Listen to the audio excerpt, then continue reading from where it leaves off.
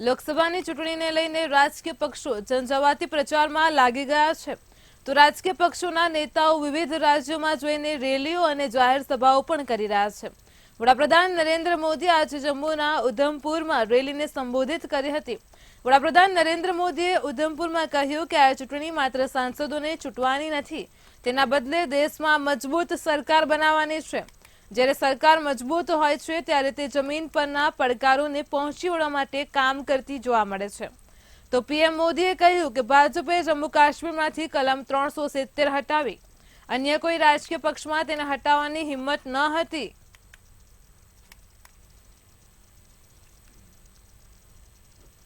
नए जम्मू कश्मीर की नई और शानदार तस्वीर बनाने के लिए जुट जाना है। वो समय दूर नहीं जब जम्मू कश्मीर में भी विधानसभा के चुनाव होंगे। जम्मू कश्मीर को वापस राज्य का दर्जा मिलेगा। आप अपने विधायक, अपने मंत्रियों से अपने सपने साझा कर सकेंगे। हर वर्ग की समस्याओं का तेजी से समाधान होगा। यहां जो सड़कों और रेल का काम चल रहा है वो तेजी से पूरा होगा। देश विदेश से बड़ी बड़ी कंपनियां, बड़ी बड़ी फैक्ट्रियां और ज्यादा संख्या में आएगी।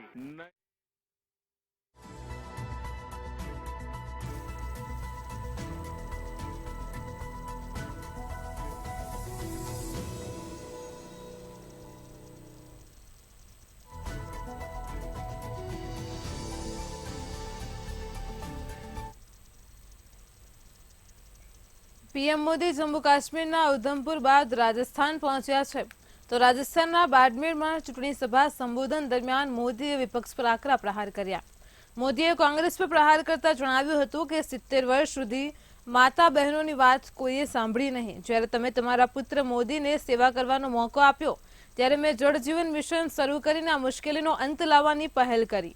અમે રાજસ્થાનમાં 50 લાખ ઘરોમાં પાણી પહોંચાડ્યું છે, પરંતુ જ્યાં સુધી રાજસ્થાનમાં કોંગ્રેસની સરકાર હતી ત્યાં સુધી તેમણે જળ જીવન મિશનમાં પણ મોટે પાયે ભ્રષ્ટાચાર આચર્યો હતો। વધુમાં તેઓએ જણાવ્યું કે કોંગ્રેસની વિચારસરણી જ વિકાસ વિરોધી છે। આ લોકો દેશના સરહદી ગામોને દેશના છેલ્લા ગામડાઓ કહે છે, તો કોંગ્રેસે સરહદી જિલ્લાઓ અને સરહદી ગામોને વિકાસથી વંચિત રાખ્યા અને કહ્યું કે જો સરહદની નજીક વિકાસ થાય તો દુશ્મન દેશ નજીક આવીને કબજો કરી લે તેવી સંભાવના વધી જાય છે।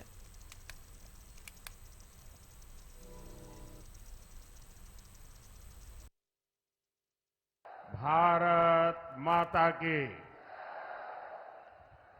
राम राम सा।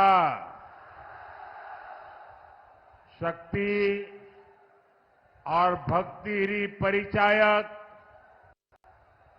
चैत्रीय नवरात्रा रे चौथे दिन माता कुष्मांडा रे स्वरूप ने मारो कोटि कोटि प्रणाम। बाढ़ाने और जैसाणे रे वासियों ने मारी घणे मानसू। राम राम।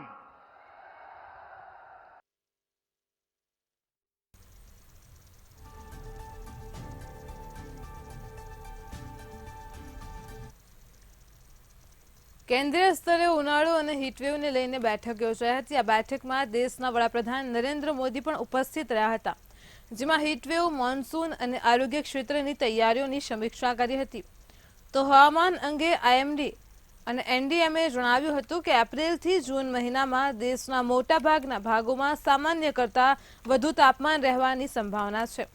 તો પીએમ મોદીએ અધિકારીઓને ગરમીનો સામનો કરવા હોસ્પિટલોની સજ્જતા જાળવવા જાગૃતિ અભિયાન ચલાવવા સૂચના આપી હતી।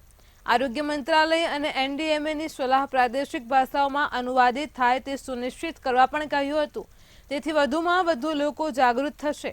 હવામાન વિભાગની આગાહી સિવાય એક અભ્યાસમાં ચોંકાવનારો ખુલાસો થયો છે। 3 દાયકાના વૈશ્વિક ડેટાના નવા વિશ્લેષણમાં જાણવા મળ્યું છે કે વર્ષ 2019માં નોન ઓપ્ટિમલ ટેમ્પરેચરને કારણે સ્ટ્રોક આવતા 5.2 લાખથી વધુ મૃત્યુ થયા હતા. ઊંચા તાપમાનને કારણે સ્ટ્રોકનો ભાર વધ્યો છે. આવી સ્થિતિમાં એવી આશંકા વ્યક્ત કરાઈ રહી છે કે આકરી ગરમીમાં હાર્ટ સ્ટ્રોકનું જોખમ વધી શકે છે.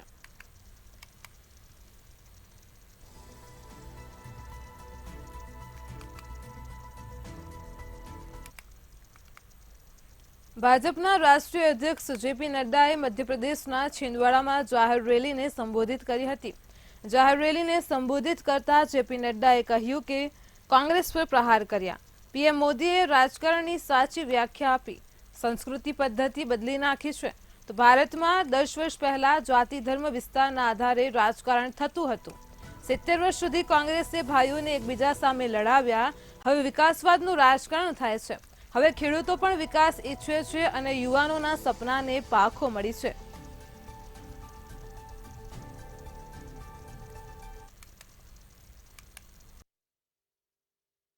दस साल पहले राजनीति होती थी जाति के आधार पर, 10 साल पहले राजनीति होती थी धर्म के आधार पर, 10 साल पहले राजनीति होती थी इलाकावाद पर, 10 साल पहले राजनीति होती थी अगड़ा है कि पिछड़ा है, उत्तर का है कि दक्षिण का है, नदी के इस पार का है कि उस पार का है. भाई को भाई से लड़ाने का काम ये कांग्रेस पार्टी ने 67 साल 70 साल किया. लेकिन मोदी जी ने राजनीति के ढर्रा बदल दिया, संस्कृति बदल दी, परिभाषा बदल दी, तो तरीका बदल दिया.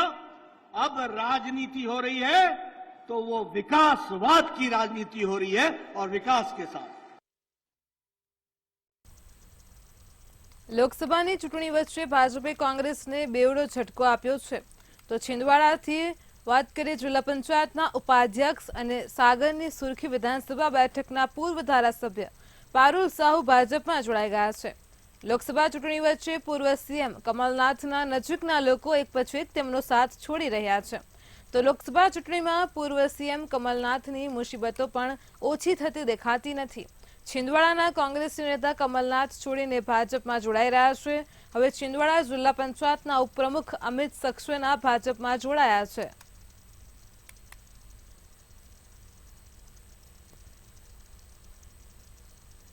ઉત્તર પ્રદેશ મુરાદાબાદમાં જાહેર સભામાં બોલતા કેન્દ્રીય ગૃહપ્રધાન અમિત શાહે કહ્યું 500 વર્ષ પછી આ રામનવમી પર રામલલ્લા તેમનો જન્મદિવસ ટેન્ટને બદલે તેમના ભવ્ય મંદિરમાં ઉજવશે. તો સમાજવાદી પાર્ટી, બસપા, કોંગ્રેસ ત્રણેય વિરોધ કરતા રહ્યા. મંદિર પીએમ મોદીએ બનાવ્યું અને પ્રાણ પ્રતિષ્ઠા કરી. તેમને 22 જાન્યુઆરીનું આમંત્રણ મોકલવામાં આવ્યું હતું, પરંતુ તેમણે તેનો ઇનકાર કર્યો હતો, કારણ કે તેમણે તેમની વોટ બેંકનો ડર હતો. તેમની પાસે પ્રાણ પ્રતિષ્ઠા સમારોહમાં હાજરી આપવાની નૈતિક હિંમત ન હતી.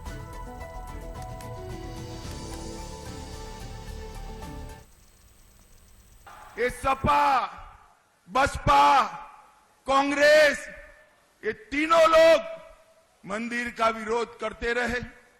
मोदी जी ने बना भी दिया, प्राण प्रतिष्ठा भी कर दिया और आगे मैं बताना चाहता हूं इनको निमंत्रण भेजा गया 22 जनवरी का, वो प्राण प्रतिष्ठा में सम्मिलित भी नहीं हुए क्योंकि उनको अपनी वोट बैंक का डर लगता है, अपनी वोट बैंक का डर लगता है.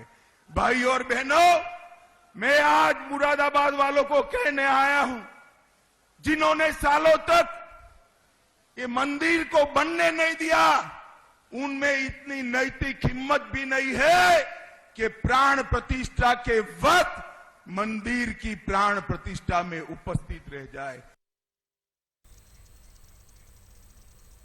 હિમાચલ પ્રદેશના બજારમાં ફરી એકવાર રાજકારણ ગરમાયું છે. આ વખતે ભાજપના ઉમેદવાર કંગના રનૌતનું નિશાન હિમાચલ કોંગ્રેસના નેતા વિક્રમાદિત્ય સિંહ છે અને જેને મંડી બેઠક પરથી સંભવિત ઉમેદવાર તરીકે જોવામાં આવી રહ્યા છે. તો કંગના રનૌતે તેમનું નામ લીધા વિના વિક્રમાદિત્ય પર જોરદાર પ્રહારો કર્યા છે. પોતાના હાવભાવમાં તેમણે વિક્રમાદિત્યની સરખામણી છોટા પપ્પુ સાથે કરી છે. કંગનાએ કહ્યું કે મોટો પપ્પુ દિલ્હીમાં બેઠો છે, નાનો પપ્પુ હિમાચલમાં છે. છોટા પપ્પુ કહે છે કે કંગના બીફ ગાય છે અને ભાજપના ઉમેદવારે કહ્યું છે કે આ તમારા પિતાની મિલકત નથી કે તમે મને ધમકી આપીને પરત મોકલી દેશો। આ વડાપ્રધાન નરેન્દ્ર મોદીનું નવું ભારત છે, જ્યાં ચા વેચતો એક નાનો ગરીબ છોકરો લોકોનો સૌથી મોટો હીરો અને મુખ્ય સેવક છે। તો કંગના રનૌતે મનાલીમાં એક જાહેર સભામાં આ વાત કહી છે। बड़ा पप्पू है दिल्ली में, लेकिन हमारे यहाँ पे भी एक छोटा पप्पू है। वो कहता है कि मैं गौ मांस खाती हूँ और उसके पास एक वीडियो है, तो वो वीडियो दिखाता क्यों नहीं है? उसके पास कोई तो इस चीज का प्रमाण होगा कि उसने मुझे गौ मांस खाते हुए कहाँ देखा। कोई रेस्टोरेंट का बिल होगा, कोई फोटो होगा, कोई इंटरव्यू होगा। झूठा और एक नंबर का पलटूबाज है ये छोटा पप्पू। लेकिन आप इससे उम्मीद ही क्या कर सकते हैं जब इसका सीनियर बड़ा पप्पू कहता है कि हमें शक्ति का विनाश कर देना है। जो भी हिंदू धर्म की जो शक्ति है, देवी शक्ति जो है, उसका विनाश कर देंगे। तो जब बड़ा पप्पू ऐसे बातें करता है तो छोटे पप्पू से क्या उम्मीद की जा सकती है? जो है ग्राउंड जीरो की स्थिति से अवगत करवाया, मुख्यमंत्री जी ने उनको अवगत करवाया। इसलिए अगर आप इन तथ्यों के ऊपर बात करें तो अच्छा होगा। हम आपका बहुत मान सम्मान करते हैं, मगर मैं आपको ये कह देना चाहता हूं कि हिमाचल को की जनता को कोई लेना देना नहीं है कि आप क्या खाती हैं और क्या मुंबई में पीती हैं। ये हिमाचल के मुद्दे नहीं है। मेरा आपसे निवेदन रहेगा, since you are the candidate of Mandi Parliament constituency from Bharatiya Janata Party, please talk on issues। आपका क्या विजन है? आप क्या हिमाचल प्रदेश के लिए, मंडी संसदीय क्षेत्र के लिए करना चाहती है? क्या आपने आपदा के समय में किया? क्या भूमिका आपकी आने वाले समय में रहेगी? कितना सहयोग आपने पूर्व में दिया? इन सब चीजों के ऊपर बात करें।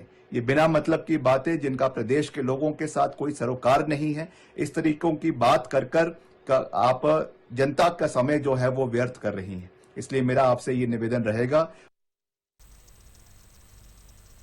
નેશનલ ઇન્વેસ્ટિગેશન એજન્સીએ બેંગલુરુના રામેશ્વરમ કેફે બ્લાસ્ટ કેસમાં પશ્ચિમ બંગાળમાંથી 2 શકમંદોની ધરપકડ કરી છે। કહેવામાં આવી રહ્યું છે કે આ 2 વિસ્ફોટોના મુખ્ય આરોપી આતંકી અબલુદ મતીન તાહા અને મુશવીર હુસૈન સાઝિબ છે।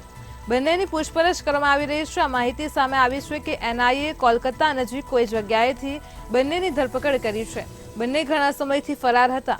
એનઆઈએ તેમના પર 10 લાખનું ઇનામ રાખ્યું હતું।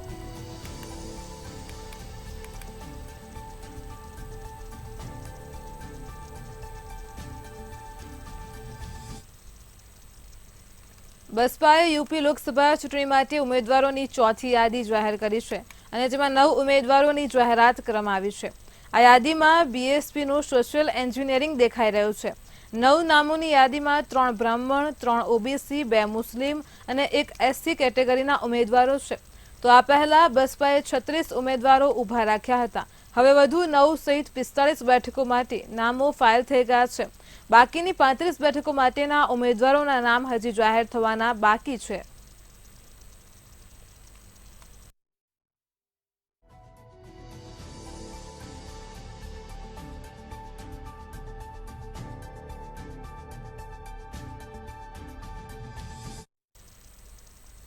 બાર એપ્રિલે પશ્ચિમ બંગાળમાંથી બેંગલુરુમાં રામેશ્વર કેફે વિસ્ફોટના 2 આરોપીઓની ધરપકડને લઈને તૃણમૂલ કોંગ્રેસ અને ભાજપ સામસામે જોવા મળી છે। તો ટીએમસીના મુખ્યમંત્રી મમતા બેનર્જીએ કહ્યું કે અમારા કારણે બેંગલુરુ કેફે બ્લાસ્ટના બંને આરોપીઓની ધરપકડ કરવામાં આવી છે। મમતા કૂચ બિહારના દિનહાટામાં ચૂંટણી રેલી યોજી હતી। આ દરમિયાન તેમણે મંચ પરથી કહ્યું, બીજેપીના એક નેતાએ કહ્યું છે કે બંગાળ સુરક્ષિત નથી, જ્યારે બંગાળ પોલીસની કાર્યવાહીના કારણે 2 કલાકમાં જ આરોપીની ધરપકડ કરવામાં આવી છે। આ બંને આરોપીઓ બંગાળના રહેવાસી નથી, તેઓ અહીં છુપાયા હતા। તો ભાજપ બંગાળમાં અફવાઓ ફેલાવે છે। બંગાળમાં શાંતિ છે, ભાજપ તેને સહન કરી શકતું નથી।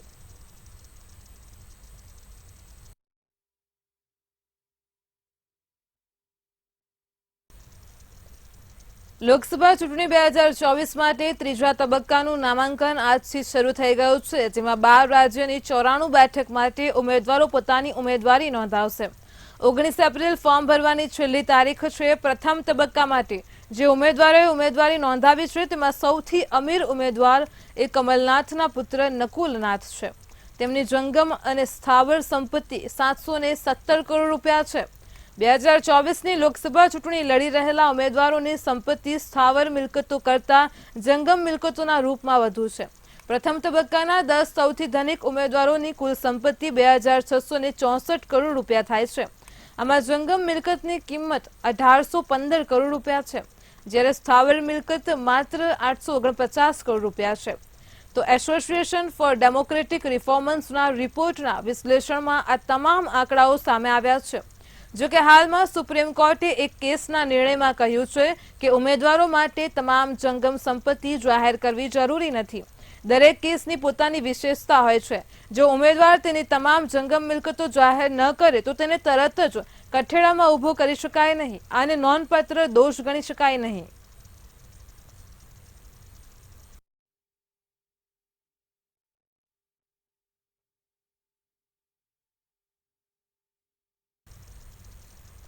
ભાજપ ફરી એકવાર મોદીની લોકપ્રિયતાને લોકસભા ચૂંટણીમાં ઉતારી રહી છે. મોદીના ચહેરા અને કામ પર જ વોટ માંગવામાં આવી રહ્યા છે, અને જેનો સીધો ફાયદો ભાજપને ચૂંટણી પરિણામોમાં પણ થશે. અને ત્યારે સી વોટરના સ્થાપક અને રાજકીય વિશ્લેષક યશવંત દેશમુખે કહ્યું છે કે તમામ જગ્યાએ ભાજપને ફાયદો થશે.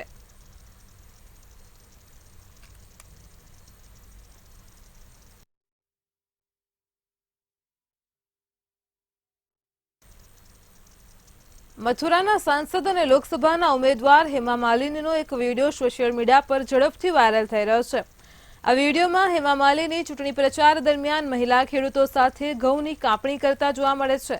હેમા માલિની 11 એપ્રિલે બલદેવ વિધાનસભાના ગઢી ગોહનપુર ગામમાં પ્રચાર કરી રહ્યા હતા, અને તે સમયે ઘણી મહિલા ખેડૂતો તેમના ખેતરોમાં કાપણી કરી રહી હતી. તો હેમા માલિની તેમને મળવા માટે ખેતરોમાં ગયા અને મતદાન કરવાની અપીલ કરી છે.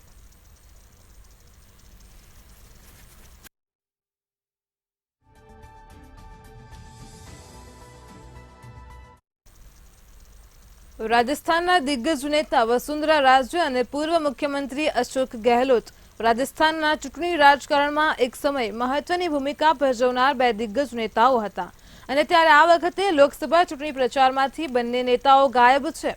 ભાજપના રાષ્ટ્રીય ઉપાધ્યક્ષ વસુંધરા રાજે તેમના પુત્ર દુષ્યંતસિંહના સંસદીય ક્ષેત્ર ઝાલાવાડ સિવાય સમગ્ર ચૂંટણી પ્રચારમાં ક્યાંય દેખાતા નથી.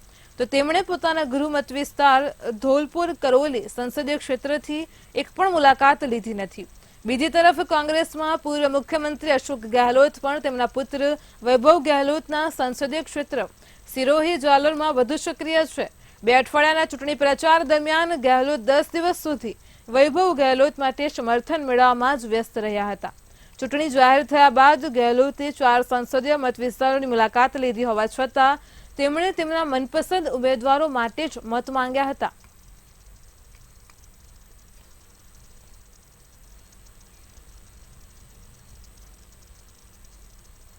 લાલુ યાદવની મોટી પુત્રી અને પાટલીપુત્રથી આરજેડી ઉમેદવાર મીશા ભારતીને મોદીને જેલમાં મોકલવાના નિવેદન અંગે પૂછતા તે મીડિયા પર ગુસ્સે થયા હતા.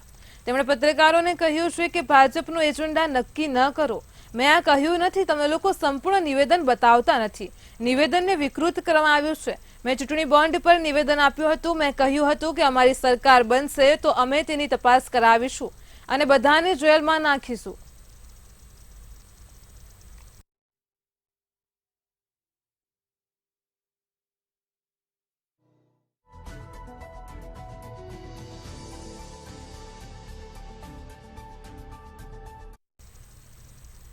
ઉત્તર પ્રદેશના બુલંદ શહેરમાં ચૂંટણીનો માહોલ ગરમાયો છે. વિપક્ષનો ભાજપ વિરુદ્ધ વોટ એકત્ર કરવાનો પ્રયાસ થઈ રહ્યો છે. આ સાથે જ જયંત ચૌધરીએ હવે વિપક્ષી ગઠબંધન પર આકરા પ્રહારો કર્યા છે. રાષ્ટ્રીય લોકદળના રાષ્ટ્રીય અધ્યક્ષ જયંત ચૌધરી લોકસભા ચૂંટણીના બીજા તબક્કા માટે બુલંદ શહેરમાં ચૂંટણી મેદાનમાં ઉતર્યા છે. તેમણે ઉમેદવાર મહેશ શર્માને જીતાડવા માટે અપીલ કરી હતી.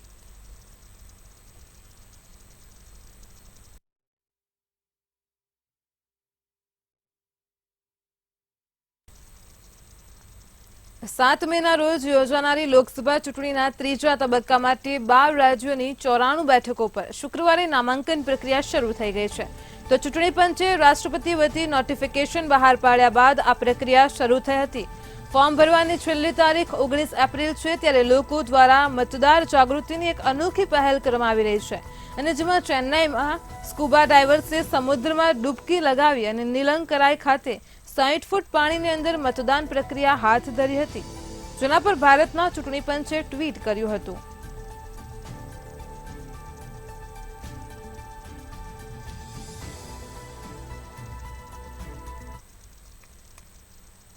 ચંદીગઢના 3 આઈએએસ અધિકારીઓ પર ગંભીર આરોપો લગાવવામાં આવ્યા છે. વાત જાણે એમ છે કે આ ત્રણેય અધિકારીઓ ઉપર વ્યર્થ ખર્ચ કરવાનો આરોપ છે, જેમાં ચંદીગઢના 3 આઈએએસ ઓફિસર જૂન 2015માં પેરિસના પ્રવાસે હતા. આ સમયગાળા દરમિયાન તેમણે કરદાતાઓના રૂપિયા 6.72 લાખથી વધુ ખર્ચ કર્યા હતા. અહીં આરોપો વિજયકુમાર દેવ જે તે સમયે ચંદીગઢ પ્રશાસનના સલાહકાર હતા, ચંદીગઢના ગૃહ સચિવ અનુરાગ અગ્રવાલ અને તત્કાલીન સચિવ વિક્રમ દેવ પર આરોપ લગાવવામાં આવ્યા છે.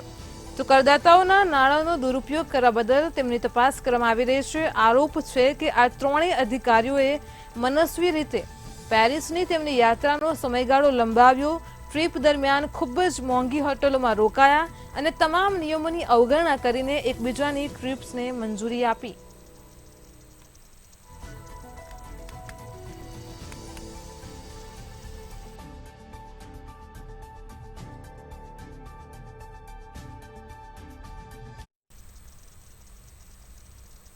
ઝારખંડના ચાઈબાસાથી એક સારા સમાચાર સામે આવ્યા છે.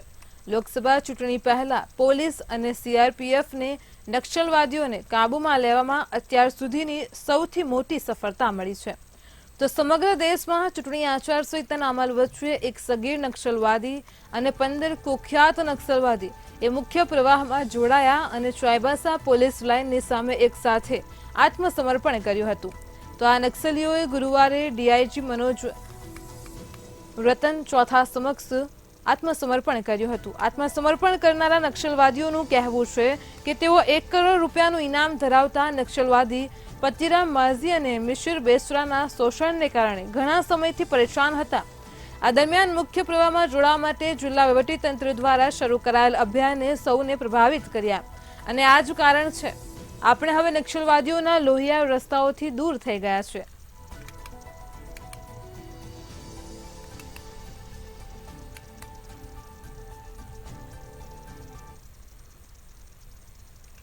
ખુશી કે તહેવારનો પ્રસંગ ક્યારે માતમમાં બદલાઈ જાય તે કહેવાય નહીં. ઈદનો તહેવાર પણ જોતજોતામાં માતમમાં બદલાઈ ગયો, કારણ કે એકી સાથે 5થી વધારે યુવાનોના મોત થયા હતા. યુપીના કાસગંજમાં ઈદની નમાઝ બાદ 8 મિત્રો પિકનિક મનાવવામાં આવ્યા હતા. કેનાલમાં નાહવા માટે નીચે ઉતર્યા હતા, પરંતુ થોડીવારમાં જ ડૂબવા લાગ્યા હતા. 8 યુવાનોને બચાવવા આવેલા સ્થાનિક યુવક પણ ડૂબી ગયા હતા. 5 મૃતકોની શોધખોળ માટે ડાઇવર્સ તૈનાત કરવામાં આવ્યા હતા. આ ઘટના તાતરપુર હજારા નહેરની છે. ડીએમ સુધા વર્મા અને એસપી અપર્ણા રજત કૌશિક પણ પોલીસ દળ સાથે ઘટના સ્થળે પહોંચ્યા હતા અને ઘટના અંગે પૂછપરછ કરી હતી. તો સ્થાનિક યુવાઓને તેમને બચાવવાનો પ્રયાસ કર્યો હતો અને 4ને બચાવી લીધા હતો, પરંતુ તે પોતે જ ડૂબી ગયા હતા. તમામ યુવાનો સ્વિમિંગ પુલમાં જોઈએ છે તેવું બહાનું કાઢીને કેનાલ પર આવ્યા હતા. ટોટલ 9 યુવાનો ડૂબ્યા હતા, પરંતુ 4ને બચાવી લેવાયા છે અને 5ના મૃતદેહ બહાર કાઢવામાં આવ્યા છે.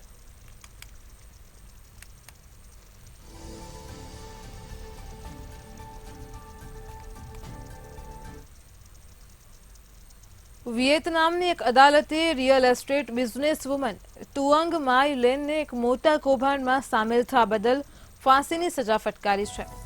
તો આ ઘટનાને દેશનો અત્યાર સુધીનો સૌથી મોટો ભ્રષ્ટાચાર ગણવામાં આવી રહ્યો છે. આ કૌભાંડ અંદાજે 304 ટ્રિલિયન ડોંગ 27 અબજ ડોલરનું હોવાનું જાણવામાં આવી રહ્યું છે. તો 5 સપ્તાહની સુનાવણી બાદ આ મોટા કૌભાંડના ચુકાદામાં પ્રોપર્ટી ટાઇકૂન ટુઅંગ માય લેનને ફાંસીની સજા ફટકારવામાં આવી છે. અબજોપતિ બિઝનેસ વુમન લેનને એક દાયકાથી પણ વધુ સમયથી સાયગોન કમર્શિયલ બેંક સાથે છેતરપિંડી કરવા બદલ દોષી ઠેરવવામાં આવી છે. તો 27 અબજ ડોલરનું આ નુકસાન વર્ષ 2023માં દેશના કુલ ઘરેલું ઉત્પાદનના 6% છે. વિયેતનામમાં 27 અબજ ડોલરનું કૌભાંડની આ સુનાવણી હો ચી મિન સિટીમાં કરાઈ હતી. પોતાના ચુકાદામાં કોર્ટે કહ્યું કે ટુઅંગ માય લેનના પગલાંથી કમ્યુનિસ્ટ પાર્ટી અને રાજ્યના નેતૃત્વમાં લોકોના વિશ્વાસને ઠેસ પહોંચી છે. આ કૌભાંડનો ભોગ લગભગ 42,000 લોકો બન્યા છે અને જેમની ઓળખ પોલીસે કરી લીધી છે. તો ઓક્ટોબર 2022માં ટુઓંગ માય લેનની રાષ્ટ્રીય ભ્રષ્ટાચારની કાર્યવાહીના ભાગરૂપે ધરપકડ કરાઈ હતી.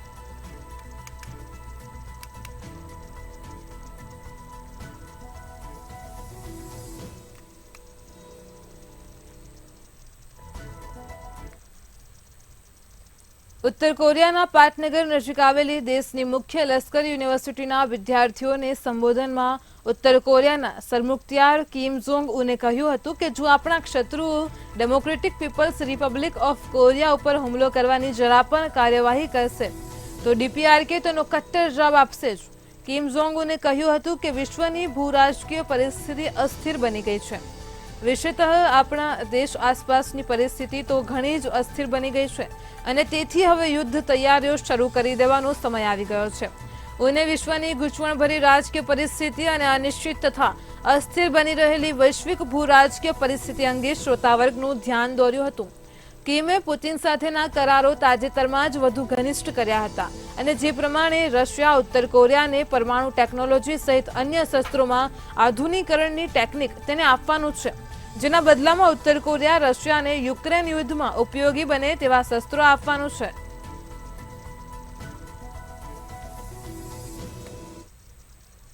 ઇન્ડિયા એટ 9માં હાલ આટલું જ. દેશ વિદેશના સમાચાર માટે જોડાયેલા રહો મંતવ્ય ન્યૂઝ સાથે. નમસ્કાર.